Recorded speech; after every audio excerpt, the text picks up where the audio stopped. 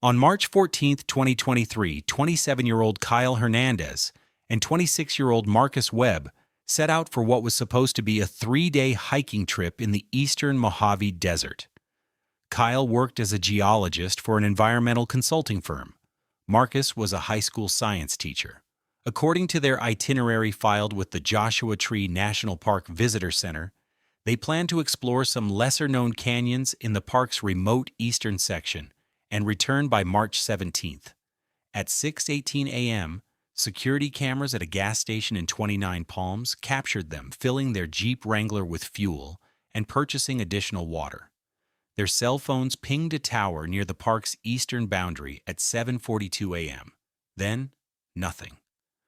The search began on March 18th when neither man returned to work. Rangers found their abandoned Jeep at a remote trailhead, camping gear still inside, 2 backpacks missing. Search teams found a single hiking boot 3 miles from the vehicle. Dogs followed their scent to a rocky outcropping where the trail abruptly ended. A water bottle with Kyle's fingerprints was recovered approximately 5 miles from the trailhead, but extensive search operations yielded nothing else. After 9 days, the official search was scaled back. The case went cold.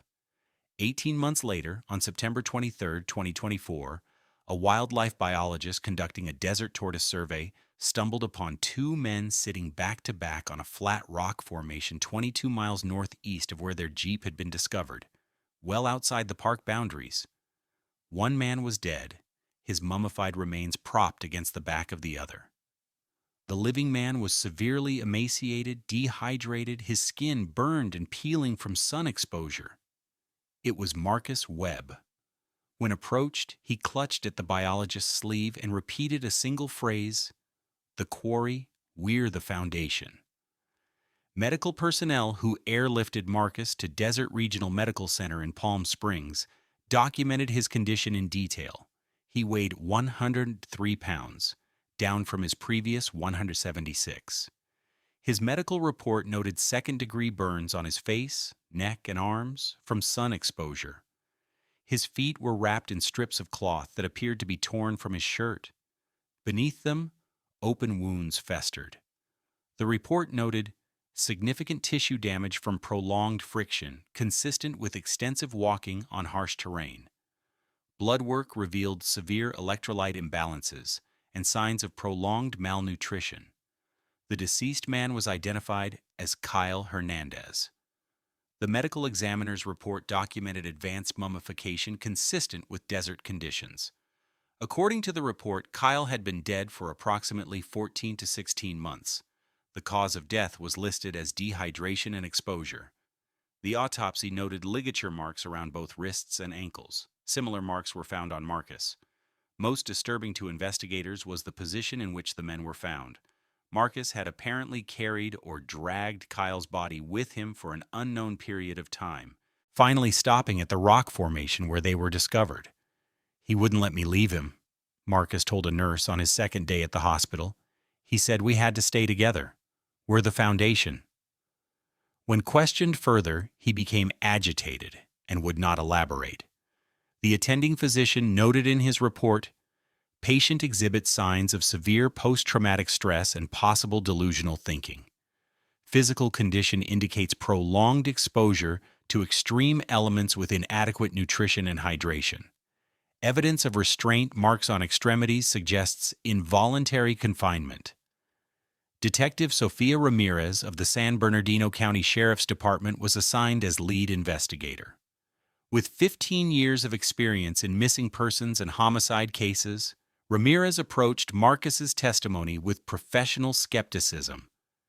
"In cases where one person returns and another doesn't," her case notes read, "we have to consider all possibilities, including involvement in the death."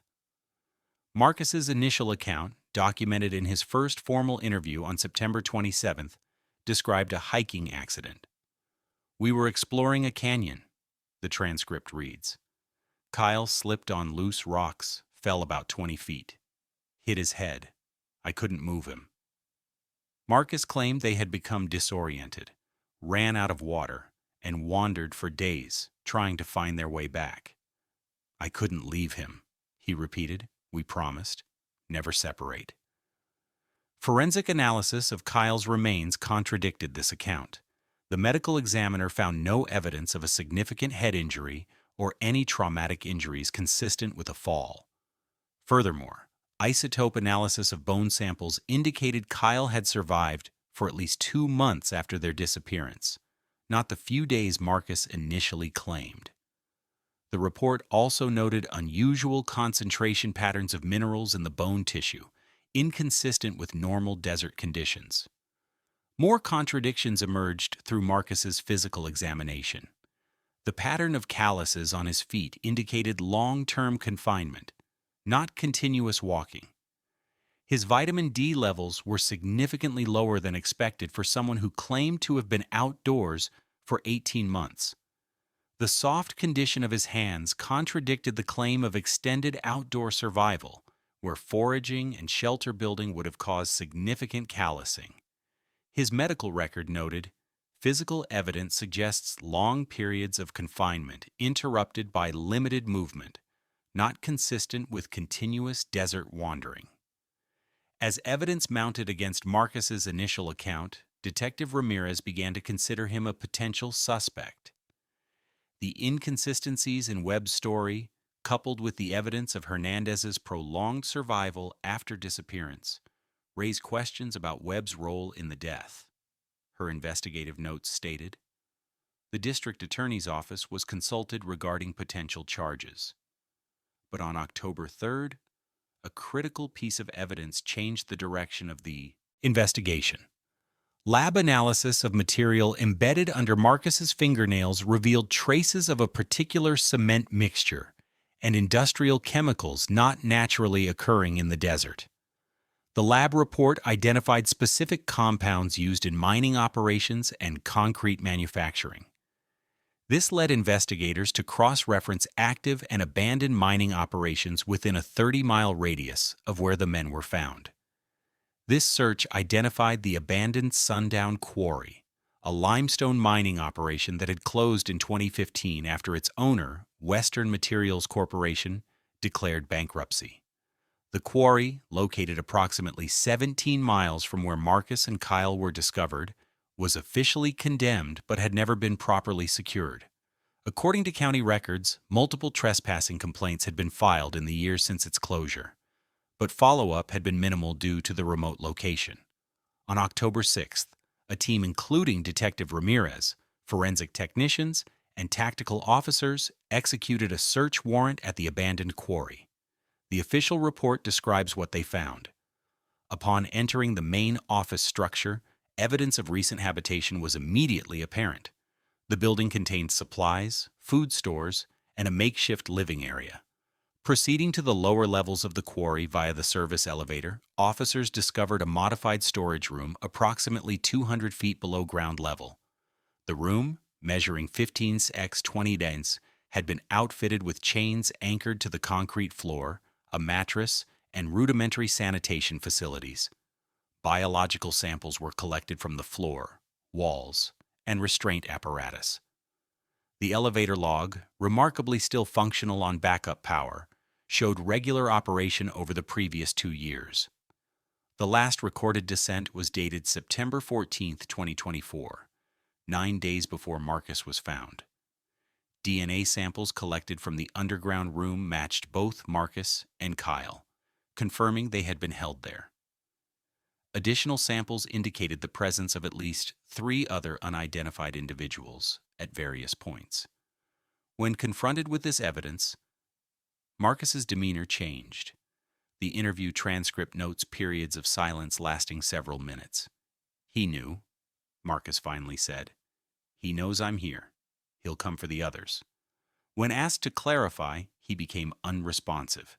The interview was terminated when his heart rate and blood pressure reached concerning levels. That night, a nurse reported finding Marcus attempting to hide under his hospital bed, claiming he can see inside. Hospital security footage showed no unauthorized persons entering the floor. The attending psychiatrist noted, patient exhibits extreme fear response to perceived surveillance. Believes perpetrator can observe him inside secure facility.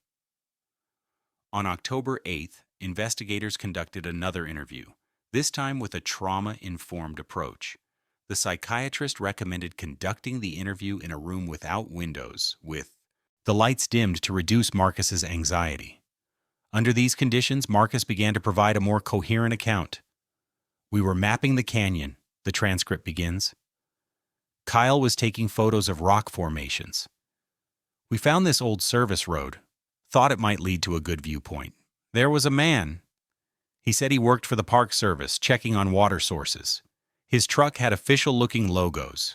He offered us water. Said there was a spring nearby we should document." Marcus described how the man, who called himself Richard, led them to the quarry, claiming it overlooked a hidden spring.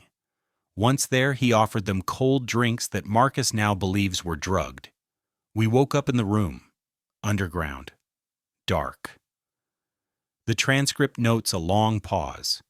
"He said we were lucky, said we were chosen to be part of the foundation."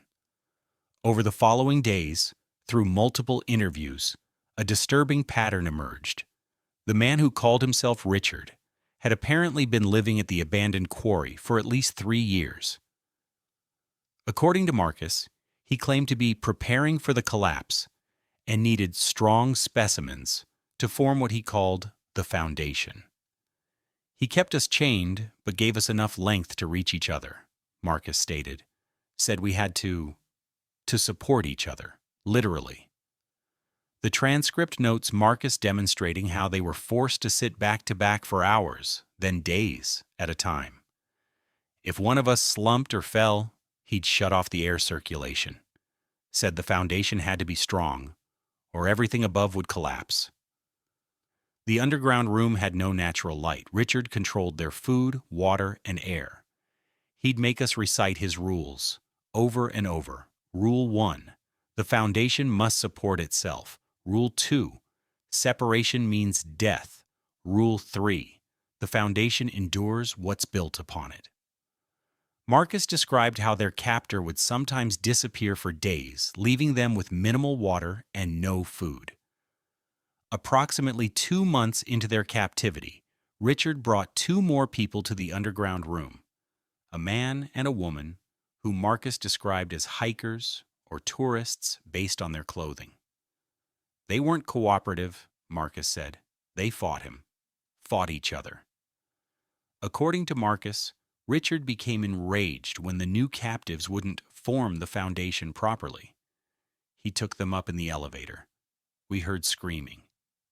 He came back alone. As weeks turned to months, Kyle's health deteriorated. The limited food, mainly preserved items and occasional fresh fruit, caused significant nutritional deficiencies. "Kyle got sick first," Marcus stated. "Some kind of infection in his foot. It spread. He had fevers. Richard wouldn't bring medicine. Said the foundation had to be naturally strong or it wasn't worth building on." In what Marcus believes was the winter of 2023, Richard brought another man to the underground room. Younger guy, maybe early 20s. Richard called him reinforcement, made him sit with us in the formation. This individual, whom Marcus knew only as Terry, remained with them for what Marcus estimates was 2 to 3 months before Richard took him away. He didn't bring Terry back. Kyle's condition worsened steadily. According to Marcus, sometime in May or June 2024, Kyle became unresponsive. He was still breathing, but he wouldn't talk, wouldn't drink. Richard said he was setting like concrete. The transcript notes Marcus becoming visibly distressed at this point. "I held him up for days. Had to keep him upright, or Richard would shut off the air." Marcus believes Kyle died in late June or early July 2024. "I couldn't tell Richard. Knew he'd take Kyle away. Had to keep him with me. Keep the foundation together." The autopsy report confirmed that Kyle had been deceased for approximately 3 months when found, aligning with Marcus's revised timeline. The most significant turn in Marcus's captivity came in mid-September 2024. Richard didn't come down for I don't know how long. The food ran out. the water. I thought I would die there with Kyle. Eventually, Marcus managed to free one hand from his restraints by dislocating his thumb. The medical report confirmed an old injury consistent with this account. The elevator was still working. I took Kyle with me. Couldn't leave him behind. That was the rule. Separation means death. Upon reaching the surface, Marcus found the quarry abandoned. Richard's truck was gone, all his supplies, like he just evacuated. Disoriented and weakened from captivity, Marcus began walking with Kyle's body. I didn't know where to go, just away from the quarry. But I couldn't leave Kyle. We were the foundation. Had to stay together. For approximately a week, Marcus carried and dragged Kyle's remains across the desert, traveling primarily at night to avoid the heat. He had no clear destination, just an overwhelming compulsion to maintain the foundation and a fear of being found by Richard. I thought he was watching, testing me. If I left Kyle, he'd know I broke the rules. He'd come for me. Eventually, exhaustion and dehydration forced Marcus to stop at the rock formation where the wildlife biologist found them. Based on Marcus's detailed description, investigators created a profile of the suspect. Richard was described as a white male in his 40s or 50s, approximately 6'2", with graying brown hair and a full beard. He spoke with what Marcus described as a Midwestern accent and claimed to have worked previously as a structural engineer. He had extensive knowledge of the quarry's operations and infrastructure. The search of the quarry yielded numerous fingerprints, hair samples, and other biological evidence. On October 12th, the FBI's national database returned a match: Richard Denton, 53, former operations manager for Western Materials Corporation, the company that had previously owned the quarry. Denton had been reported missing by his sister in Oklahoma in 2020, shortly after being diagnosed with schizophrenia. His last known residence was in San Bernardino, approximately 70 miles from the quarry. Further investigation revealed that Denton had continued working at the quarry unofficially, even after its closure, telling local residents he was maintaining the site for the bankruptcy trustee. His personnel file from Western Materials noted his background in structural engineering and his role in designing the quarry's concrete processing facilities. The file also contained a disciplinary notice from 2014 concerning statements about the structural integrity of society and inappropriate communications with subordinates about preparation for societal collapse. On October 15th, a statewide alert was issued for Denton and his vehicle, a white 2018 Ford F-150, with aftermarket modifications to appear similar to government agency vehicles. The truck was spotted 2 days later at a campground near Lone Pine, California, approximately 170 miles north of the quarry. When officers approached, they found Denton sitting in the truck, unresponsive to commands. According to the arrest report, he refused to exit the vehicle and was extracted after officers broke the passenger window.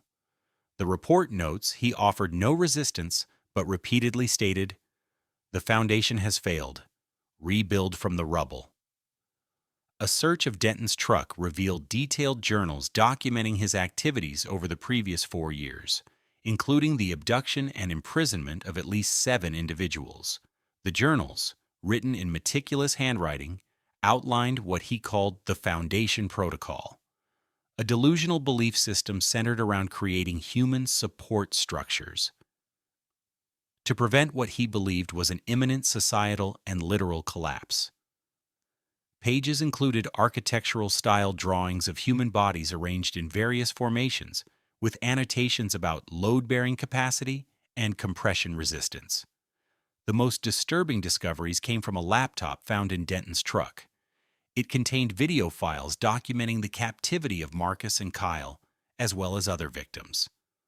A folder labeled Failed Foundations contained footage of what appeared to be Denton executing captives who did not comply with his instructions. GPS data from the laptop showed multiple locations throughout the Mojave Desert region, which investigators flagged for future searches.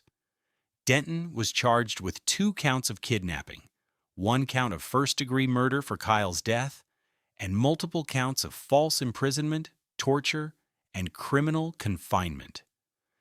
During his psychiatric evaluation, he was diagnosed with paranoid schizophrenia with specific delusions centered around structural engineering concepts. The evaluator noted, "Subject applies engineering terminology and concepts to human relationships and society, believing that physical arrangements of human bodies create metaphysical support structures for civilization." As the investigation expanded, authorities began cross-referencing missing persons reports with locations identified in Denton's GPS data. On October 25th, a search team discovered human remains at one such location, approximately 12 miles northwest of the quarry. Forensic analysis identified the remains as belonging to Terry Polson, 23, a hiker reported missing in November 2023. This aligned with Marcus's account of the younger man brought to the underground room. On November 2nd, another search team discovered a shallow grave containing 2 sets of remains at a location marked in Denton's GPS as Failed Foundation 3. DNA testing later identified them as Michael and Jennifer Torres, tourists from Colorado who had been reported missing in April 2023. Their remains showed evidence of blunt force trauma, consistent with Marcus's account of hearing screams after the uncooperative captives were taken away. The full extent of Denton's crimes continues to emerge as investigators follow leads from his journals and electronic devices.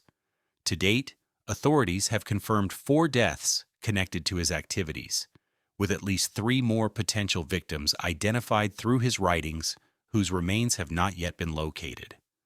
Marcus Webb remains under medical and psychiatric care. He has made limited physical recovery, regaining 28 pounds and showing improved kidney and liver function. Psychologically, his progress has been more complicated. The medical report notes, patient continues to exhibit signs of severe PTSD and trauma bonding. He displays particular distress when separated from solid objects behind him and frequently positions himself with his back against walls or solid furniture. Most concerning to his treatment team is Marcus's continued preoccupation with the foundation. While he intellectually understands that Denton's beliefs were delusional, he struggles with deep-seated conditioning. His psychiatrist's notes document, patient reports intrusive thoughts about maintaining the foundation and experiences severe anxiety when sitting or lying in positions other than the back-to-back formation he was forced to hold for months. Patient reports feeling unbalanced without pressure against his back. Hospital security logs document multiple incidents of Marcus becoming severely agitated when moved to rooms with different furniture arrangements. In one instance, he barricaded himself in a bathroom for 6 hours, sitting with his back pressed against the wall, reciting what nursing staff recognized as Denton's rules about the foundation. The attending psychiatrist noted, "Prolonged trauma and conditioning have created deeply ingrained behavioral patterns that will require extensive therapy to address. Patient's physical position has become directly tied to his sense of safety." Marcus's family has been supportive, but struggles to understand his behavior. In a session observed by his treatment team, Marcus attempted to explain to his mother, "It's not that I believe him. I know it's not real. But my body doesn't know that. When there's nothing behind me, I feel like I'm falling, like everything will collapse." His mother's attempt to hug him triggered a panic attack that required medical intervention. Richard Denton remains in custody at a secure psychiatric facility, deemed incompetent to stand trial. His court-appointed psychiatrist's report states, "Subject demonstrates fixed delusional beliefs regarding structural integrity concepts applied to human bodies and relationships." He expresses no remorse, maintaining that his actions were necessary to shore up the collapsing social infrastructure. Subject continues to speak of his victims as foundation elements, rather than as people. The abandoned sundown quarry has been secured by county authorities. The underground room where Marcus and Kyle were held has been documented extensively by forensic teams. The chains remain anchored in the concrete floor. A fan system, connected to a timer, still cycles on and off at irregular intervals. The mechanism Denton used to control air circulation as punishment. The walls bear scratch marks at heights consistent with restrained individuals trying to stand. A calendar scratched into the concrete wall ends abruptly in mid-July 2024, aligning with Marcus's account of Kyle's death. Investigators continue to search other locations identified in Denton's writings. A task force comprising members from multiple agencies is reviewing unsolved missing persons cases throughout the Southwest for potential connections. The FBI has added the case to their Behavioral Analysis Unit's database for study of isolation-based captivity and conditioning techniques. For Marcus Webb, the most difficult aspect of recovery has been coming to terms with his decision to carry Kyle's body across the desert. "I know now that Kyle was gone," the therapy notes record him saying, "but I still can't explain why I couldn't leave him. It wasn't just fear of Richard. It was something else. Like we really had become the foundation." His physical therapist has documented a gradual progression in helping Marcus become comfortable with different body positions. The notes indicate patient can now sit in a chair without back support for up to 15 minutes before anxiety becomes overwhelming. Progress is slow but measurable. His occupational therapy includes exercises specifically designed to help him tolerate separation from walls and solid objects.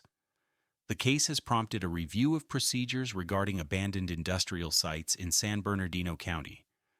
A report from the county supervisor's office acknowledged that budget constraints had limited proper securing of condemned properties, creating opportunities for scenarios like Denton's occupation of the quarry.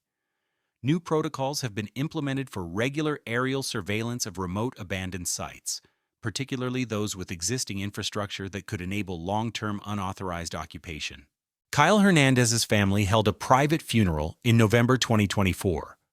According to attendees, Marcus attended but remained standing at the back of the room, his back pressed against the wall throughout the service. When asked to speak, he declined. A family member reported overhearing him whisper, "I'm sorry, I couldn't keep the foundation strong enough to save you." The case files for what the FBI now refers to as the Foundation killings continue to expand as new evidence emerges. Forensic anthropologists are still analyzing remains recovered from sites identified in Denton's journals. Psychological researchers have requested access to redacted case materials to study the effects of prolonged captivity and positional conditioning. For Detective Ramirez, the case represents one of the most disturbing of her career. Her final case notes include an observation that has become part of the training materials now used by the department. What makes this case particularly troubling is not just the physical torture, but the psychological conditioning that transformed the victim's very sense of spatial orientation and human connection. Webb's inability to separate himself from Hernandez, even in death, demonstrates how deeply trauma can alter a person's most basic instincts for survival. The district attorney's office has confirmed that no charges will be filed against Marcus Webb.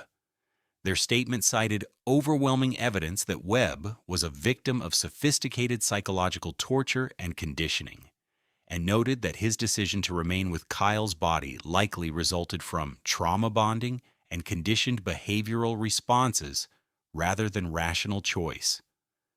As of December 2024, Marcus continues outpatient therapy while living with his parents. His treatment plan includes exposure therapy to gradually reduce his positional anxiety and EMDR therapy to address traumatic memories. His prognosis remains guarded. The latest medical report notes Patient continues to sleep on the floor with his back against a wall. When asked about future plans, he expresses uncertainty about his ability to function in normal living arrangements. He reports particular anxiety about furniture placement and room layouts. In his most recent therapy session, documented in his file, Marcus attempted to articulate the ongoing impact of his captivity. "I know in my head that Richard was insane, that the foundation wasn't real, but my body learned something different. 18 months of sitting back to back with Kyle, feeling his weight against me, it changed something fundamental. I still feel him there. Still feel like I'm failing him when there's nothing behind me." His therapist's notes conclude with an observation. Recovery from such profound physical and psychological conditioning will be measured in years, not months. The patient's body literally learned that survival depended on maintaining a specific position in relation to another human being. Unlearning that lesson may be the work of a lifetime. The search for additional victims continues. The desert holds its secrets, and Richard Denton's journals suggest there may be more to find. For now, Marcus Webb carries his own burden, the weight of memory, the phantom pressure against his back, the enduring echo of words repeated for months in darkness. The foundation must support itself. Separation means death. The foundation endures what's built upon it.